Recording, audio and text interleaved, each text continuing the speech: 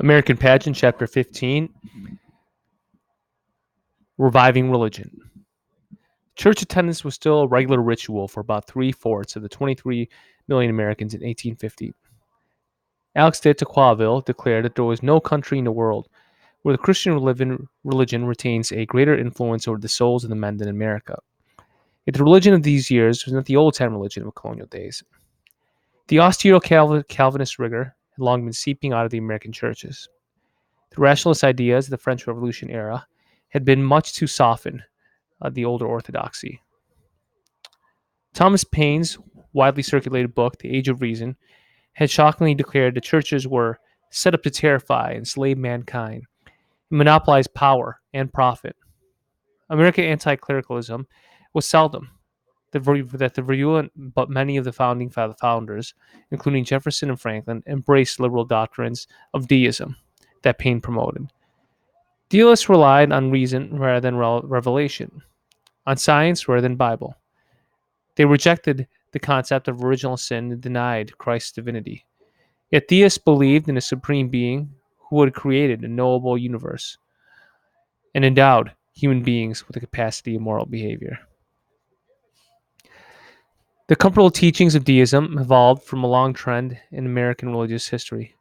Since Puritan times, American Protestants have grappled mightily with the relationship between free will and human salvation. For the great many affected by Calvinism, the doctrines of predestination and human depravity had always been thorny and even gloomy. More than a century of theological wrangling had moved Protestants of various stripes towards a view of humanity that stressed the essential goodness of human nature rather than its vileness, and emphasized the possibility of salvation through good works, and that pictured God as not a stern creator but as a loving father. During the mid-1800s, such sentiments had flourished, most among America's new denominations, Methodist, Baptist, and Unitarian. But they also made inroads into the older and more rigidly hewn pulpits and pews of the Puritan churches, Presbyterian and Congregationalist. So a couple things you want to understand here is, of course, you need to know the importance of the Age of Reason and Thomas Paine. So Thomas Paine, remember, he would be a deist, right? And what a deist specifically means is that they believed in Christ. However, they also believed not Christ, sorry, but they believed in a higher being. However, they also believed in more reason, right? In terms of, I guess you could say, faith.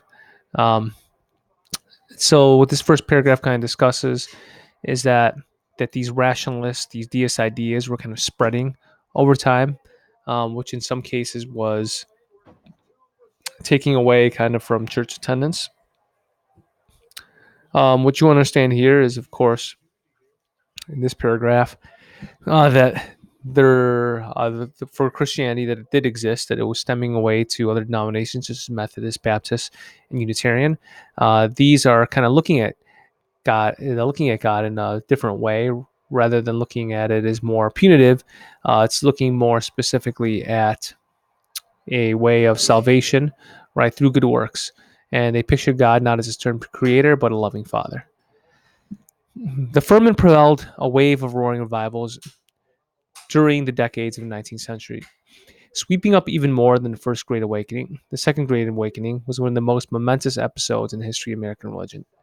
The tidal wave of spiritual fervor left in a wake countless converted souls, many shattered and reorganized churches, and numerous new sects.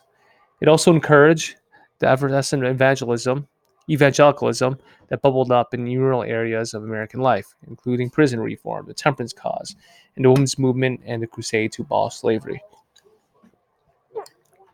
So, what you understand about the Second Awakening this is a second momentous episode in American history.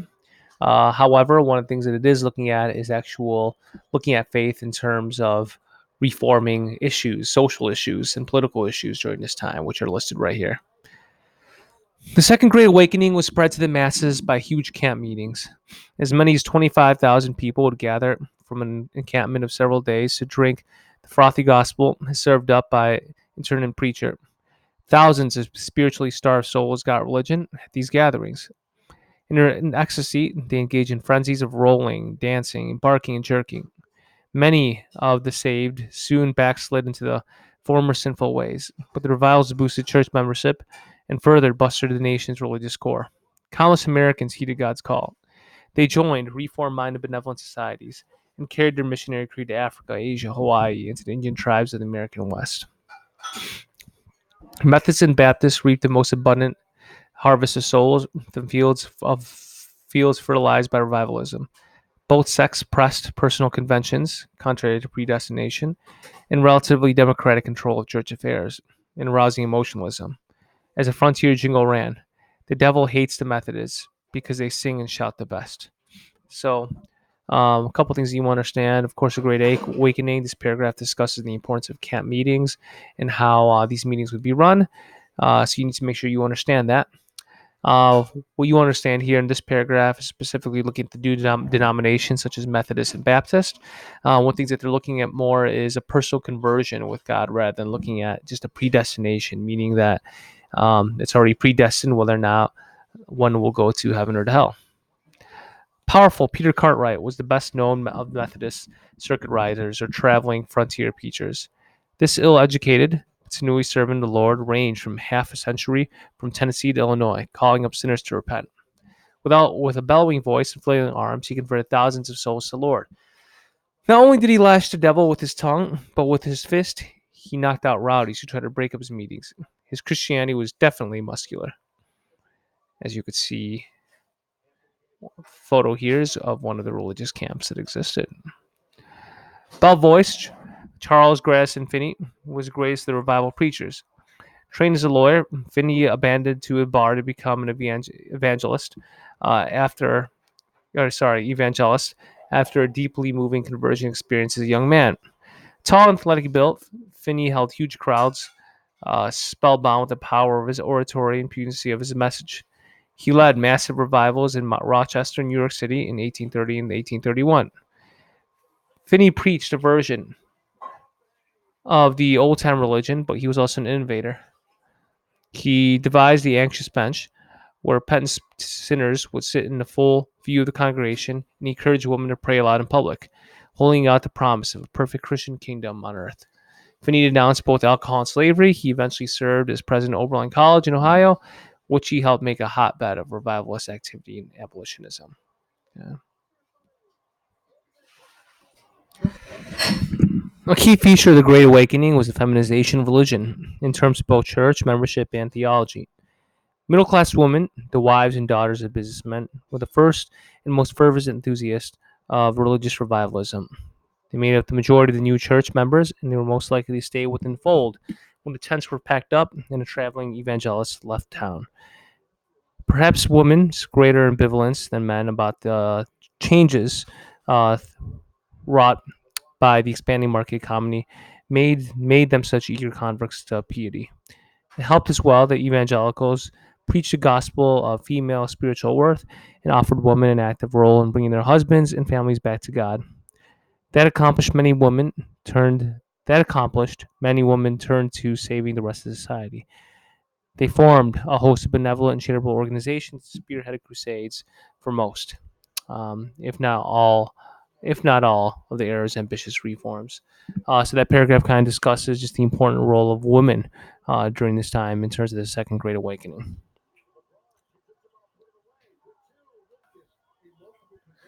Okay, so let's go back and we take a look at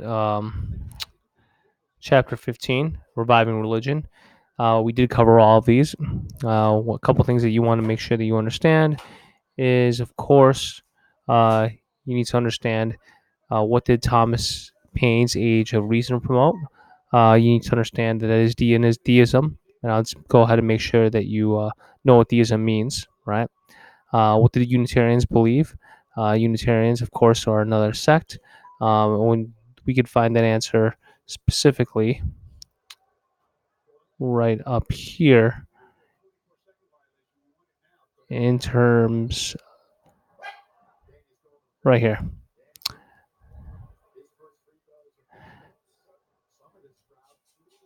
Right, during the 18th century, such sentiments had flourished amongst denominations, Methodist, Baptist, and Unitarian. One of the things that they were looking at is they were kind of going against the belief that God was just an creator, but more of a loving father, and they also believed more in the idea of um, good works rather than predestination. Okay. I would go ahead and go look back at what camp meetings are because it is very important in terms of the Great Awakening, right?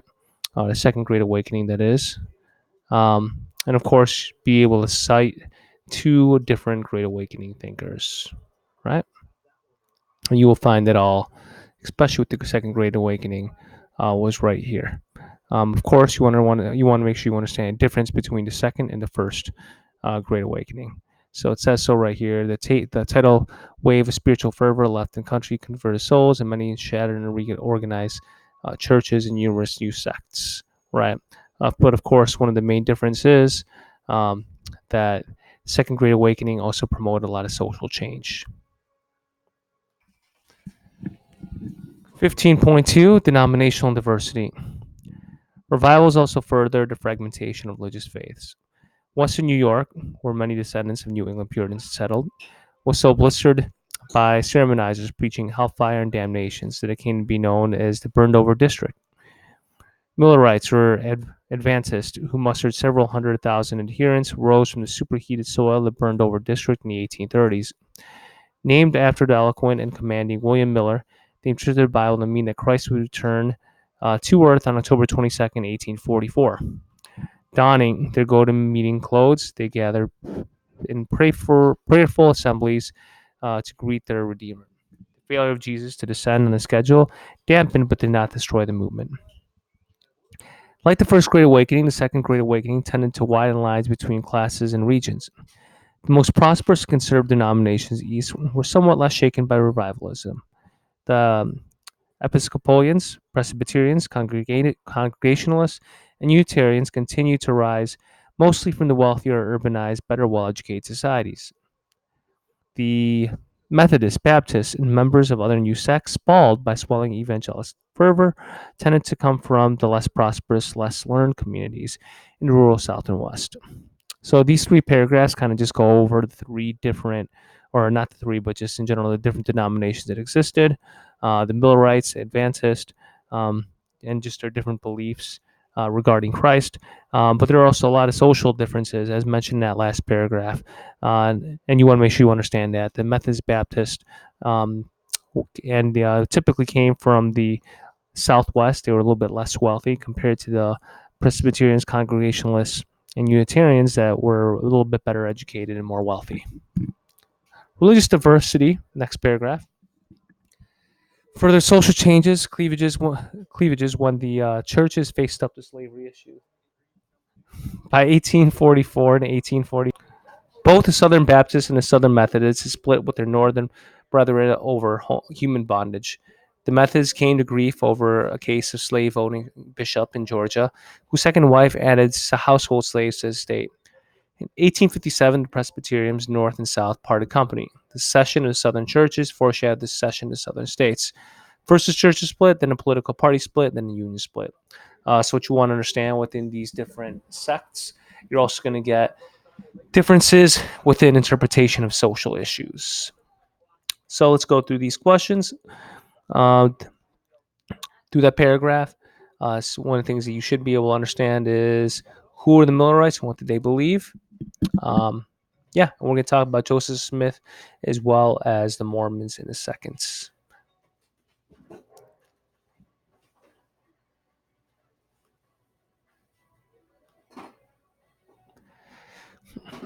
Desert Zion in Utah, 15.3. The smoldering spiritual embers of the burned over district kindled one especially ardent flame in 1830. In that year, Joseph Smith, a rugged visionary, proud of his prowess at wrestling, reported that he had received some golden plates from an angel. When deciphered, they constituted the Book of Mormon. At the Church of Jesus Christ of Latter-day Saints, the Mormons, was launched. It was a Native American product, a new religion, and destined to spread its influence worldwide. After establishing a religious oligarchy, Smith ran into a serious opposition from his non-Mormon neighbors. First in Ohio, then in Missouri and Illinois. His cooperative sect and antagonized rank and file Americans who were individualistic and dedicated to free enterprise. The Mormons aroused further anger by voting his unit, and they openly, but understandably, joined the militia for defensive purposes. Accusations of polygamy likewise arose and increased in intensity, for Joseph Smith was reputed to have several wives. So, if one thing you want to understand is the Mormons and Joseph Smith were definitely criticized, specifically in Missouri and Illinois, because they all voted together, right? So there was that political threat, but also in terms of practices such as polygamy, they were very well, or not very well liked by other religious groups.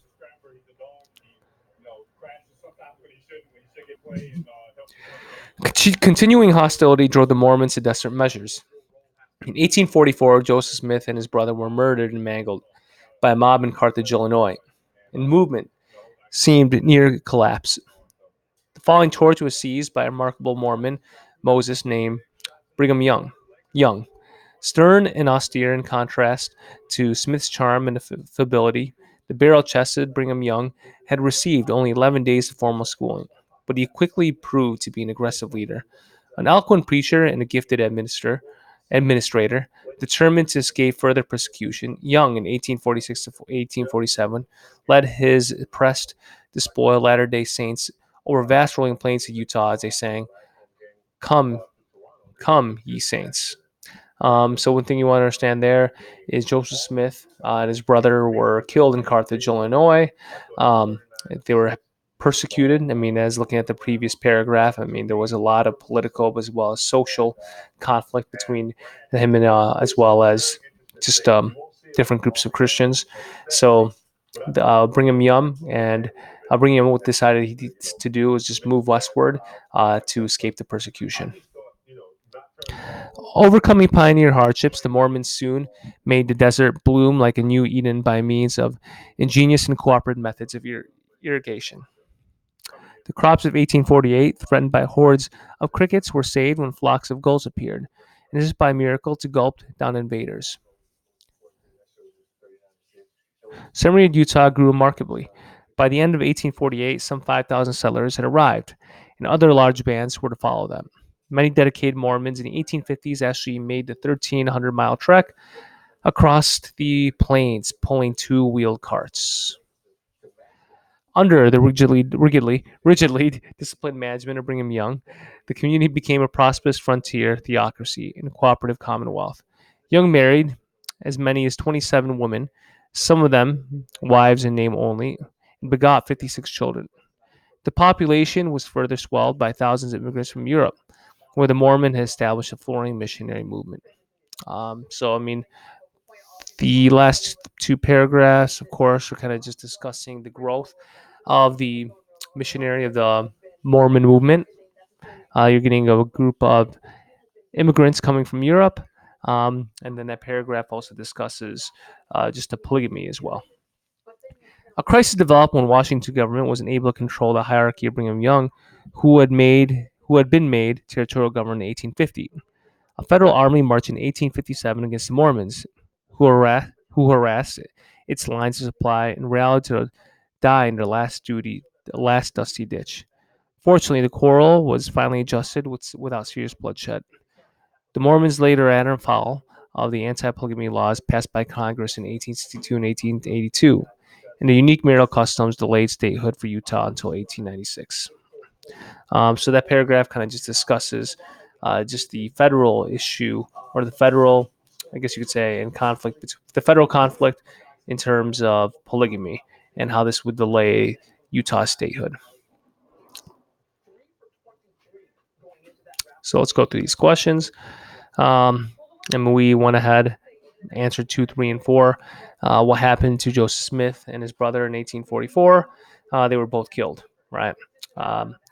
So as a result of that, the Mormons are going to go ahead and move westward. What actions did the Mormons do that caused many Americans to dislike them? One of the things that they did was, of course, they voted in groups and they also engaged in polygamy. And why was statehood for Utah delayed until 1896? Well, it was specifically just because of the controversial polygamy laws that existed during that time.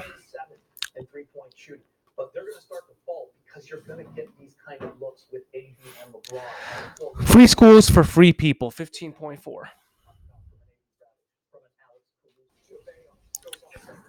Tax-supported primary schools were scarce in the early years of the Republic. They had the odor of pauperism about them because they existed chiefly to educate the children of the poor, the so-called ragged schools.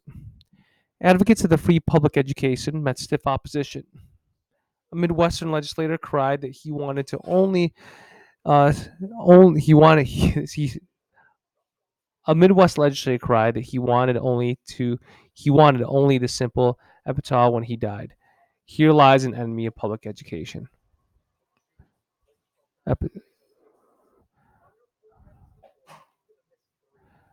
Well-to-do conservative Americans gradually saw the light.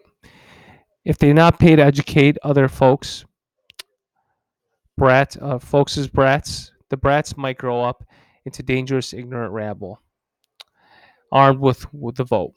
Taxation for education was an insurance premium that the wealthy paid for stability and democracy. Tax supported public education, though miserably lagging in slavery, cursed South, triumphed between 1825 and 1850. Hard toiling laborers wielded increased influence and demanded instruction for their children. Most important was the gaining manhood of suffrage for whites in Jackson's decay. A free vote cried aloud for free education. A civilized nation that was both arrogant and free, declared Thomas Jefferson, never was, never will be. So within these three paragraphs, a couple things you understand is that public education was very scarce during its time, and in fact, advocates of free publication or free education. In fact, most of the public education at the time necessarily wasn't that good. Um, so the next two paragraphs kind of discuss here that people felt that it was important to educate specifically because these people would also become voters in the future. The famed little red schoolhouse with one room, one stove, one teacher, and often 8 grades became the shrine of American democracy. Regrettably, it was an imperfect shrine. Early free schools stayed up only a few months of the year. School teachers, most of them men in this era, were too often ill trained, ill tempered, and ill paid. They frequently put more stress on licking with a hickory stick than on learning. These knights of the blackboard often boarded around in the community, and some knew scarcely more than their older pupils. They usually taught only the 3 R's: reading, writing, and arithmetic. Too many rugged Americans suspicious of the book learning this was. So this is basically saying in this paragraph, most of the teachers are male, and they weren't necessarily the most educated teachers. Reform was urgently needed. Into the breach stepped Horace Mann, a brilliant and idealistic graduate of Brown University. As Secretary of the Massachusetts Board of Education, he campaigned effectively for more and more schoolhouses, longer school terms, higher pay for teachers, and expanded curriculum. His influence radiated out to other states, and impressive improvements were chalked up. Yet education remained an expensive luxury of many communities. As late as the 1860s, the nation counted only about 100 public secondary schools and nearly a million white adult illiterates. Black slaves in the South were legally forbidden to receive instruction in reading or writing, and even free blacks in the North as well as South were usually excluded from schools. So, a couple things you understand in this paragraph is that Horace Mann was the advocate for public education. He's a graduate of Brown University, and he's advocating for longer school terms, higher pay for teachers, and expanded curriculum. However, the second part of this paragraph kind of just discusses that there's still, during this time, a lot of problems within education. Most people did not know how to read, and of course, blacks were not allowed to read at all.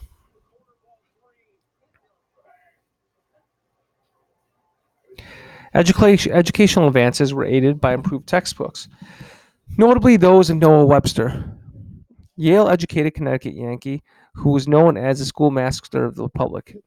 His reading lessons, used by millions of children in the 19th century, were partly designed to promote patriotism. Webster devoted 20 years to his famous dictionary, published in 1828, which helped to standardize the American language.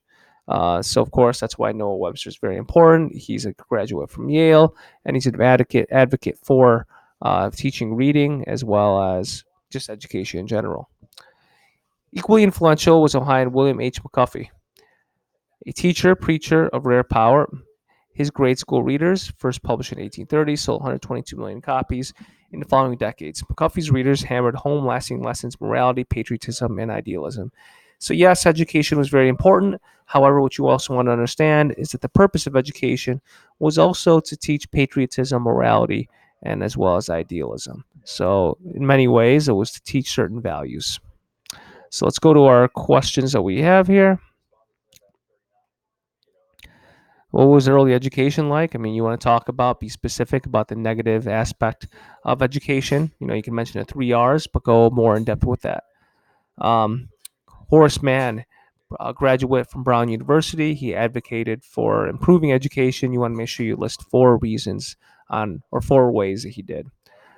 What groups were excluded from public education? Um, of course, the slaves were, right? But go back to the reading and double check and make sure that you add other groups as well.